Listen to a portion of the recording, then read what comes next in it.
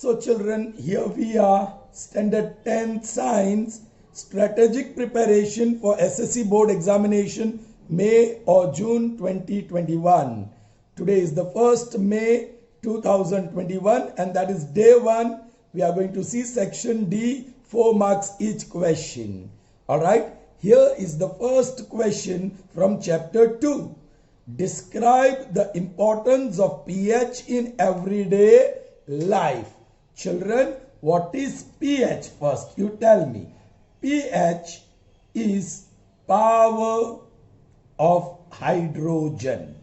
Correct? What is pH? It is power of hydrogen. Alright? Now, pH in everyday life. pH in everyday life. Alright? I underline that. And the first thing we will discuss is importance of pH. Actually, importance of pH in everyday life. Importance of pH in everyday life. And in that, importance of pH in existence of living beings. Importance of pH in existence of human beings or living beings. Living beings. Alright children? Okay. ये pH बहुत important है. Human body के जितने भी physiological processes है, reactions है, that is digestion, excretion, secretion, respiration, alright? All these life processes, physiological reactions take place smoothly if the pH of the body is maintained between 7 to 7.8. So first point, physiological reactions, okay, occurring in a body, alright, is taking place between the range 7 to 7.8 pH. If the pH of the body ranges from 7 to 7.8, then all the chemical reactions, physiological reactions taking place in the living body is smooth. Okay, and that helps living organism to survive successfully. चलिए next point, ये जो human beings है ना children, they can tolerate the variation in pH. PH 7 के नीचे चला गया या 7.8 के ऊपर चला गया, फिर भी ह्यूमन बींग्स टॉलरेट कर लेते हैं. They can tolerate. So that is next point. Humans tolerate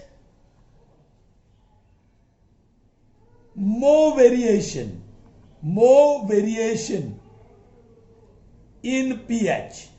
human beings का बॉडी का pH 7 से नीचे चला जाए या 7.8 से ऊपर चला जाए, फिर भी वो सहन कर लेते हैं.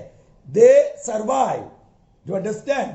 सो they can bear even more variation in pH. But that is not the case with aquatic creatures. Aquatic creatures like fish, then aquatic plants या vegetation, microorganisms जो पानी में रहते हैं, microorganisms, alright, cannot tolerate more variation in pH. They cannot tolerate more variation in pH. Children, whenever acid rain takes place, well, the pH of water in water reservoirs like lake, pond, river, it decreases. pH decreases. So it becomes acidic. So even slight change in pH becomes hazardous, alright, for this aquatic creatures. So that is importance of pH. Okay. for the existence of living beings. Now we shall see importance of pH in digestion of food. Importance of pH in digestion of food. Alright children, now see, there is enzyme called pepsin, pepsinogen, alright, which is responsible for digestion of protein in the stomach. Digestion of protein in the stomach. I'm just explaining you, okay? One enzyme named pepsin helps in digestion of protein in stomach, alright? But this enzyme, this pepsin becomes active only if the pH of stomach exists between 1 to 3. If the pH is between 1 to 3, then only the pepsin becomes active. So, to maintain the pH of stomach between 1 to 3, from 1 to 3, dilute hydrochloric acid secretion takes place in the stomach. So, dilute hydrochloric acid is secreted, as a result of which the pH of stomach is maintained from 1 to 3. As a result, the pepsin becomes active, and when it is active, it helps to digest the protein that is present in the food. Alright children? Okay. Now there is one more problem. When excessive secretion of dilute HCl takes place, we experience a condition which is called acidity, right? Okay, and remedy for acidity is sodium bicarbonate NaHCO3. That is basic substance is used. Alright, fine. So we have seen importance of pH in everyday life in two fields, two cases. One, importance of pH in existence of living beings, human beings. Second, we saw importance of pH in digestion of food. Now let's see third, importance of pH in soil. Children, shrubs, that is mostly the cultivated plants, grow well if pH of soil ranges from 6.5 to 7.3. If pH of soil is 6.5 to 7.3, then best growth and development of plants takes place. Alright children? Okay? But if pH of soil is less than 6.5, then it is acidic. उसको acidic कहते हैं. Generally 7 neutral, below 7 acidic and above 7 basic. लेकिन for soil below 6.5, less than 6.5, that is acidic. Alright? Okay. If the soil is acidic, the shrubs will not grow and develop well. So we have to neutralize the soil, and for neutralizing soil, farmers add lime, that is calcium oxide, to neutralize the acidic soil. Alright? Now, if pH of soil is more than 7.3, then it is called basic soil. ऐसे soil को basic soil कहते हैं. Again, if the soil is basic, the plants will not develop well. The cultivated crops will not grow well. So again the soil has to be neutralized. And for that, farmers add gypsum to make it neutral. Alright? The chemical formula of gypsum is calcium sulfate dot twice H2O. Alright? So here we saw importance of pH in soil. Now let's see the importance of pH in tooth decay. Importance of pH in tooth decay. Alright? अब मैं arrow मारूंगा. देखो children, tooth will decay. Actually भगवान ने हमें बहुत अच्छा material से टूथ बनाया है. It is made up of calcium sulphate, जो पानी से गलता नहीं है. लेकिन कुछ बैक्टीरिया होते हैं माउथ में, दे कैन डिकम्पोज या decay the tooth. Alright, but this bacteria can become active only if pH of mouth goes below 5.5. So that is the first point. Decay of teeth occurs if pH goes below 5.5 in mouth. Alright? Well, the enamel matlab the outer layer. Enamel matlab outer layer of teeth is made up of calcium phosphate. Calcium phosphate, that is CaSO4, calcium Ca3. Sorry, actually it is calcium plus 2 and SO4 minus 2. So it is CaSO4. Phosphate, यहां phosphate लिखा और यहां sulphate लिखा. Calcium is Ca+2 और phosphate is PO4 -3. So Ca3 और PO4 thrice. That is the formula of calcium phosphate. Alright? But bacteria can decay calcium phosphate as well. Calcium phosphate. But only if the pH of mouth goes below 5.5. Only at that time the bacteria becomes active.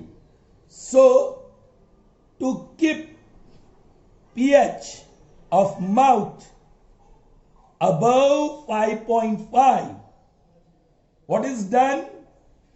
Tooth powder or toothpaste is used. Alright children, so arrow करके ऐसे underline करो title और उसके नीचे arrow करके ये points लिखो. Is that clear? Last but not the least, importance of pH in defense mechanism. Importance of pH in defense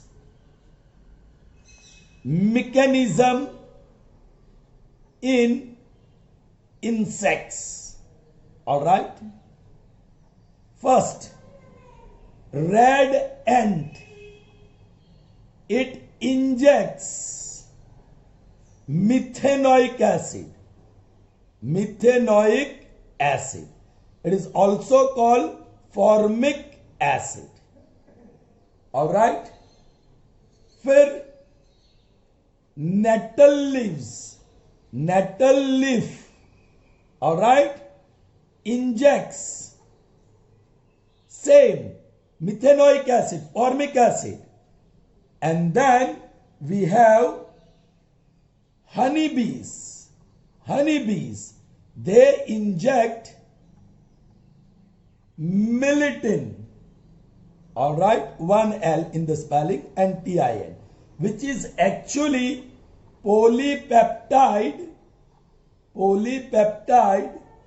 containing 26 amino acids. All right, and whenever these creatures bite, what is done? Yes, basic substances basic substances like baking soda is applied at the place of white. Alright children, ये answer मैं आपको दूंगा, यहां सिर्फ explanation किया है. Okay, I'll write the same answer descriptively. Okay, in the examination they may ask you any two, any 3 out of the 5 as well. But if they say write the importance of pH in everyday life, the first importance of pH in living organisms, second importance of pH in digestion of food, third importance of pH in soil, fourth importance of pH in tooth decay, and fifth importance of pH in defense mechanism. पांचों लिखना होगा. But if they ask you write about the importance of pH in existence of living beings and then digestion of food and soil, तो आपको सिर्फ 3 लिखना है, जितना mention किया इतना ही लिखना है. But importance of pH in everyday life, you will have to write all 5. Clear? So moving on to the next question, and it is from chapter 4. Explain the formation of covalent bonds in molecules of hydrogen, oxygen and nitrogen. So पहला element कौन सा है? Hydrogen. So element, right? Hydrogen. Now you will have to remember its atomic number. Atomic number. What is atomic number of hydrogen? It's 1. Now electronic configuration. Electronic configuration. All right. अब 1 ही electron है, so first orbit में वो 1 electron है and it is valence electron. It's not complete. यहां मुझे doublet चाहिए. First orbit में 2 electrons होने चाहिए, so that's only 1. Now let me express that symbolically. ये है हाइड्रोजन न्यूक्लियस और उसका ये एक इलेक्ट्रॉन. उसको 2 इलेक्ट्रॉन बनाना है, so it will need 1 electron to share. उसको 1 इलेक्ट्रॉन है, 1 इलेक्ट्रॉन चाहिए, तभी 2 इलेक्ट्रॉन्स फर्स्ट ऑर्बिट में कंप्लीट होंगे. So it will require 1 electron. तो 1 इलेक्ट्रॉन शेयरिंग के लिए देगा तो 1 इलेक्ट्रॉन मिलेगा. ऑलराइट. या अब दूसरा हाइड्रोजन ले लेते हैं, उसका भी 1 इलेक्ट्रॉन ही है. ओके, दोनों के बीच शेयरिंग विल टेक प्लेस. कैसे? देख लो. ये पहला वाला हाइड्रोजन, ये दूसरा वाला हाइड्रोजन. पहले वाला हाइड्रोजन ने अपना 1 इलेक्ट्रॉन शेयरिंग में दिया, दूसरे वाला हाइड्रोजन ने भी 1 इलेक्ट्रॉन शेयरिंग में दिया. करेक्ट. नाउ दिस 2 इलेक्ट्रॉन्स को पहला हाइड्रोजन एटम भी मजबूताई से पकड़ के रखेगा, दूसरा भी पकड़ के रखेगा, and this forms H single bond H. 1 pair of electron के लिए 1 बार लगा दो. Alright. Or that is H2 molecule. All right. Thus, in H2 molecule, there is a single covalent bond. Okay, children. चलिए next element ले लेते हैं. That is oxygen. Element oxygen. Atomic number, you will have to remember, learn by the heart. Atomic number of oxygen is 8. So atomic number पता चला, तो you can write electronic configuration.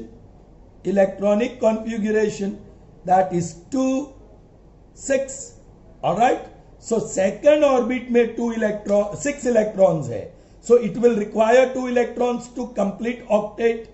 ये octet complete करना चाहता है, उसको 8 electron चाहिए, उसके पास 6 ही है, तो वो 2 इलेक्ट्रॉन शेयरिंग के लिए देगा तो सामने से 2 मिलेगा. So it will have to give 2 electrons for sharing. Alright.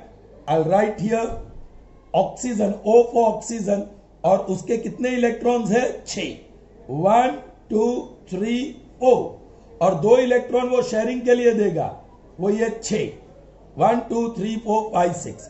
दूसरा भी ऑक्सीजन एटम, उसके पास भी 6 इलेक्ट्रॉन्स है. 1 2 जो शेयरिंग के लिए देगा, 3 4 5 6. अब दोनों के बीच शेयरिंग होगा. Now the first oxygen atom and second oxygen atom, पहले वाला अपना 2 ग्रीन इलेक्ट्रॉन शेयरिंग में देगा, दूसरे वाला भी अपना 2 ग्रीन इलेक्ट्रॉन शेयरिंग में देगा। अब 2 इलेक्ट्रॉन तो शेयरिंग में चले गए, नाउ ये 2 और 2 बच गए 4, यहां भी 2 ग्रीन इलेक्ट्रॉन शेयरिंग में गए, ये 4 बच गए, ये 2 और ये 2। अब ऑक्टेट इज कंप्लीट चिल्ड्रन, ये 4 और ये 4, पहला हाइड्रोजन एटम का 8 इलेक्ट्रॉन्स हो गए, इसका 4 और ये 4, दूसरे हाइड्रोजन का भी इलेक्ट्रॉन हो गए। So that is O double bond O, क्योंकि 2 pairs of electrons are shared, and that is O2 molecule. Thus, in oxygen molecule, there is double covalent bond. Is that clear? Now moving on to the next one, and that is nitrogen. All right, अब nitrogen की बारी। Element nitrogen, atomic number, you will have to remember what is the atomic number of nitrogen. It is 7. Having known the atomic number, आप electronic configuration लिख सकते हैं, configuration. Alright, पहले orbit में 2 से 5 बचे, अब ये 5 सेकंड ऑर्बिट में है, तो इसको भी ऑक्टेट कंप्लीट करना है। यहां तो 5 ही है, 8 बनाने के लिए 3 चाहिए, 3 तभी मिलेगा जब खुद का 3 शेयरिंग में देगा। लेट्स सी, ये N फॉर नाइट्रोजन, उसके 1 2 3 4 5 फ्री इलेक्ट्रॉन्स, 3 शेयरिंग, ग्रीन वाले 3 शेयरिंग में देंगे। दूसरा नाइट्रोजन एटम, उसका भी 1 2 3 4 और 5, ये 5 इलेक्ट्रॉन्स उसके। अब दोनों के बीच शेयरिंग होने वाला है। सो कैसे शेयरिंग होगा? पहला नाइट्रोजन एटम यहां लिख दूं, दूसरा थोड़ा दूर यहां लिख दूं, उसके 3 इलेक्ट्रॉन शेयरिंग में गए, इसके भी 3 इलेक्ट्रॉन शेयरिंग में गए, 3 पैर बन गए। अब बच गए 2 are left out, I'll write here, इसके भी 2 बच गए हैं, I'll write here. Now octet is complete children, ये 2 4 6 और 8, पहला नाइट्रोजन का 8 इलेक्ट्रॉन हो गया, दूसरा नाइट्रोजन का भी 8 इलेक्ट्रॉन हो गया। बट हियर 2 नाइट्रोजन के बीच 1 2 और 3 pairs of electrons are shared, so put 3 bars which represents triple bond. Nitrogen तो 2 ही है, so N2, नाइट्रोजन और nitrogen N2 molecule. All right, thus you can write, thus in N2 molecule there is triple covalent bond. All right children, अब मैं एक दूसरा extra ले लूं, यहां नहीं है, क्लोरीन सीधा लिख रहा हूं, उसका एटॉमिक नंबर 17 है। सो 2 8 7, सो 7 फ्री इलेक्ट्रॉन्स है। पहला क्लोरीन एटम 1 2 3 4 5 6 और 7। ऑलराइट, दूसरा क्लोरीन एटम 1 2 3 4 5 6 7। अब 7 है तो एक ही चाहिए, सो वो एक इलेक्ट्रॉन शेयरिंग में देगा। चलिए मैं यहां क्लोरीन लिख दूं और यहां क्लोरीन लिख दूं, वो अपना 1 इलेक्ट्रॉन शेयरिंग के लिए दे रहा है, ये भी 1 इलेक्ट्रॉन शेयरिंग के लिए दे रहा है। तो 7 में से 6 बचे, 1 2 1 2 2 और 2 4, 1 2 और 6, 1 2 3 4 5 6। See the octet is complete.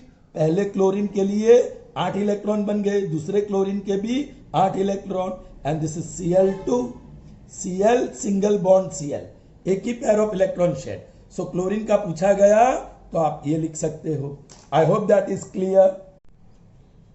Alright children, moving on to the next question, and that is from biology chapter 6. Explain the process of digestion in human beings with the diagram. I'll be just sketching a rough diagram to explain to you, okay, but you will have to draw it very nicely, little bit artistically, All right, and write and give your explanation. Okay, now here you are. Digestion of food in human beings. ये answer से मैंने answer को title से शुरू कर दिया. Now you know children, it begins with mouth. All right, ऐसा कुछ चेहरा होता है, समझ लो. This is your mouth. I'm drawing rough figure. Mouth है, right? So first I start with mouth. Short में लिखूंगा, एक्सप्लेनेशन डिटेल में करूंगा, फिर इसका भी मैं आंसर आपको दूंगा. Okay, and then you can learn. चलिए, what is present in mouth? What are the accessory organs present in mouth? So let's write about the accessory organs in mouth. क्या है? टीथ है, फिर टंग है, फिर salivary gland है. Right, salivary gland. Alright, ये teeth क्या करता है? What does teeth do? Chew. It turns the food into powder. It breaks the larger molecules of food into smaller once. Okay, फिर है टंग. टंग क्या करता है? What does it does? आप लिखना फिर. Alright, tongue actually helps in mixing the food which is chewed by teeth with saliva which is secreted by salivary gland. Okay, so it helps in mixing the food. चलिए, salivary gland वो क्या करता है? salivary gland वो secrete करता है. it secretes. क्या secrete करता है? salivary gland. all right, it secretes saliva. sorry, it secretes saliva. अब saliva क्या करता है? सलाइवा में एंजाइम है. There is enzyme in saliva which is called amylase, and this amylase helps in digestion of starch. It helps in digestion of starch. So you can say digestion of food takes place or starts. Digestion of food starts in mouth itself. All right, mouth itself. Correct? ऐसा नहीं कि stomach में digestion शुरू होता है, mouth से ही शुरू हो जाता है. राइट? ओके. अब ये जो पाइप है, now this is oesophagus. Oesophagus, उसको हम फूड पाइप भी कहते हैं. Food pipe. सो नेक्स्ट हमारा फूड पाइप या oesophagus. Oesophagus which is also called food pipe. all right, उसका क्या काम है?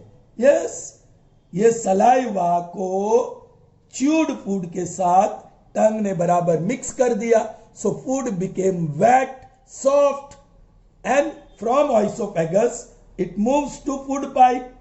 all right, through food pipe it reaches the stomach. यहां है stomach. Do you understand? ये है स्टमक. This is stomach. ये ऑइसोफेगस से फूड स्टमक में जाता है. So you can simply say food from mouth enters stomach via या through oesophagus. That's it. Okay, mouth की बात हो गई, ऑइसोफेगस की बात हो गई. अब फूड कहां आ पहुंचा? स्टमक. तो हम बात करेंगे स्टमक की. What happens in stomach now?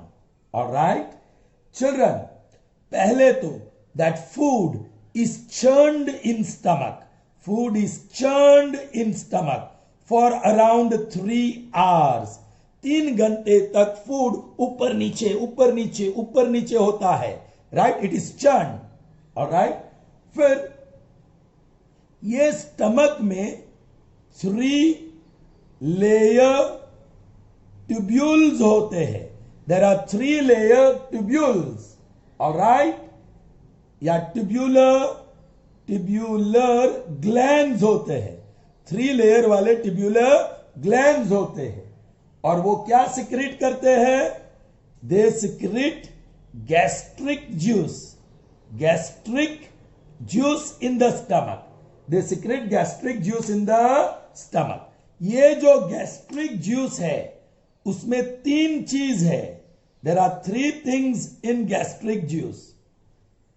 1 is dilute HCl, second is enzyme called pepsin or pepsinogen, and third there is mucus.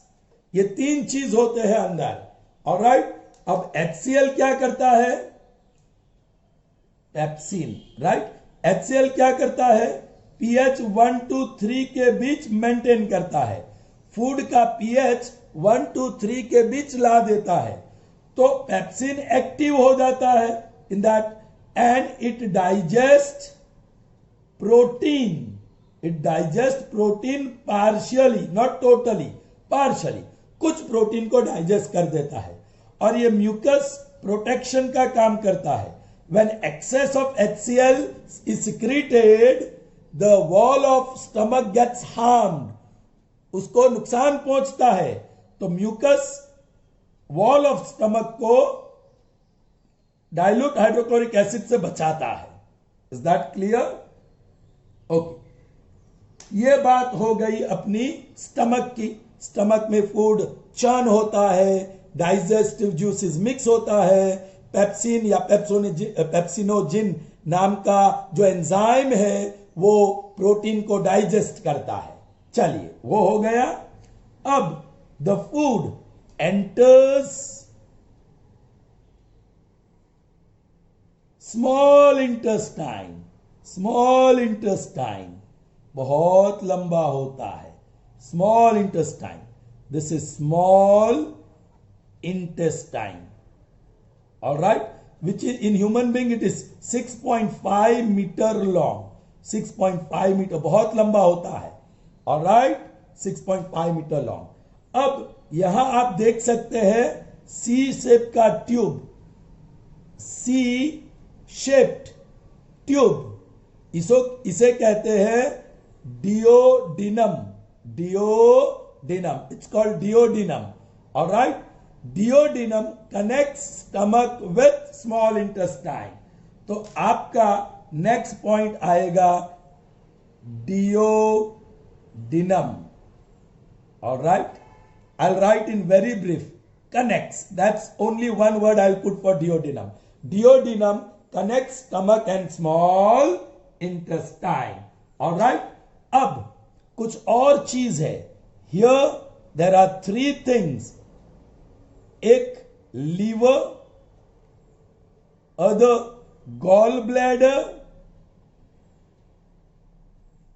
and then pancreas. All right. Now liver secretes bile.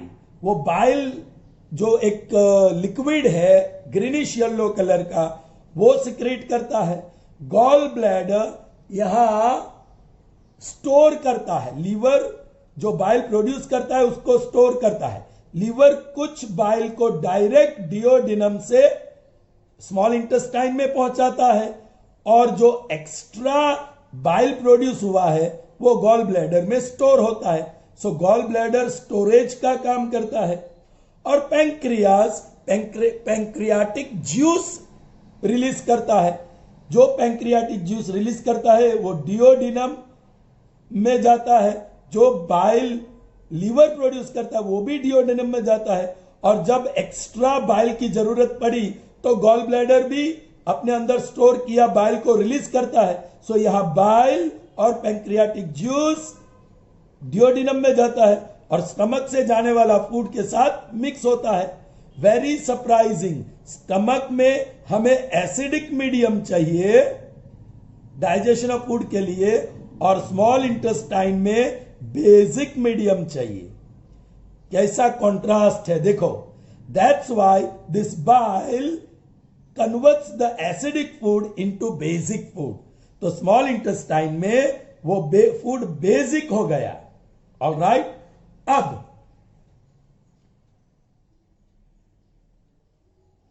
ये जो small intestine है, most of the food, okay I right here, small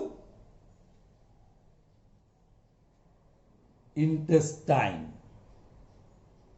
All right. So yes, small intestine में pancreas ने जो juice छोड़ा है, pancreatic juice, all right, वो food में जाता है, वो भी स्मॉल इंटेस्टाइन में साथ में जाएगा, राइट। फिर वो अपना खुद इंटेस्टिनल जूस भी सिक्रेट करता है, इंटेस्टिनल जूस, और इस इंटेस्टिनल जूस में क्या होता है, 3 एंजाइम्स होते हैं।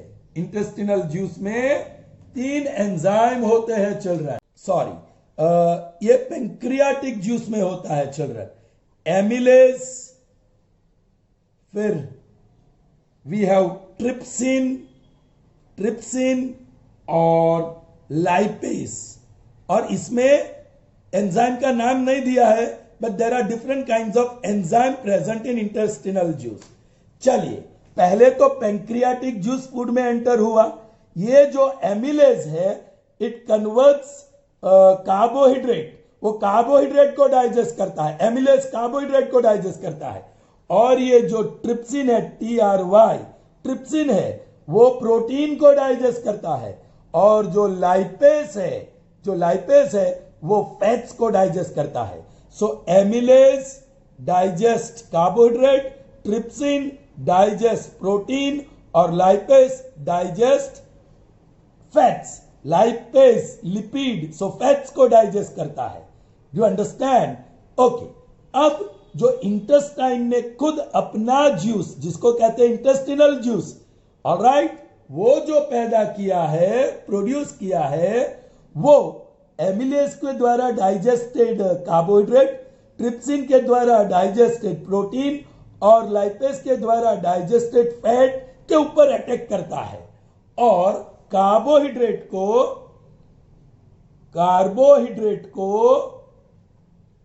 कन्वर्ट करता है ग्लूकोज में, ऑलराइट, प्रोटीन को डाइजेस्ट करता है एमिनो एसिड में, उसको एमिनो एसिड में कन्वर्ट करता है, और थर्ड वन फैट्स को फैटी एसिड्स एंड ग्लाइसरॉल में कन्वर्ट करता है। Alright children, okay. और यहां स्मॉल इंटेस्टाइन का ये मैं ट्यूब दिखाता हूं, उसमें ऐसे फिंगर लाइक प्रोजेक्शंस बहुत सारे होते हैं। On the walls of small intestine, there are finger-like projections which are called villi.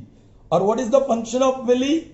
They absorb the digested nutrients. ये glucose, amino acids, fatty acids, glycerol, ये जो digested nutrients है, उसको absorb करके blood stream में पहुंचाते हैं. It absorbs the digested nutrients and send it into the blood stream. दूसरा काम, it also pushes the food further, झाड़ू की जैसे धक्के मार मार के फूड को आगे भी बढ़ाता है। चलिए, स्मॉल इंटेस्टाइन के बाद आया लार्ज इंटेस्टाइन। लार्ज इंटेस्टाइन वो छोटा होता है, alright, this is large intestine. अब लार्ज इंटेस्टाइन में जो अनडाइजेस्टेड फूड है वो जाता है, क्योंकि जितना भी डाइजेस्ट होना हो वो स्मॉल इंटेस्टाइन में डाइजेस्ट हो गया। Undigested food enters the large intestine, but इसके साथ पानी भी जाता है, तो जो लार्ज इंटेस्टाइन है it absorbs water, so water absorb हो गया, तो ये सॉलिड मटेरियल हो गया, सॉलिड वेस्ट मटेरियल बन गया, राइट। ये सॉलिड वेस्ट मटेरियल को हम कहते हैं फेसिस, या उसको कहते हैं स्टूल, टॉयलेट, राइट, ओके। और वो एनस से, ये है एनस से बाहर निकल जाता है। So this is how the food is digested. मैंने स्मॉल इंटेस्टाइन लिखा, उसके बाद आपको लिखना होगा लार्ज इंटेस्टाइन, और उसके बारे में जो भी बताया, और फिर एनस। मैं आपको जो आंसर दूंगा उसमें ये प्रॉपर्ली प्रेजेंटेड होगा। So I hope you have understood this answer. Learn it nicely. Okay. ये दो आंसर दूंगा. Here, this answer you can write from here only. इसका आंसर ऐसे ही लिख दो. All right. The first one, उसका मैं आंसर दूंगा प्रॉपरली लिख के. ये भी प्रॉपरली टाइप करके मैं आपको दूंगा. So 2 answers I'll be giving you. 1 answer you can study from this video itself. Okay, children. So only 3 questions for today. 2 from chemistry and 1 from biology. I hope you will study well, prepare them. Prepare these 3 answers today itself. And yes, prepare them and have a writing practice. Writing के साथ preparation करना बहुत जरूरी है. तो see you on day 2, that is 2nd May, with science strategic preparation for board examination. All right. Till then, goodbye. Have a nice day.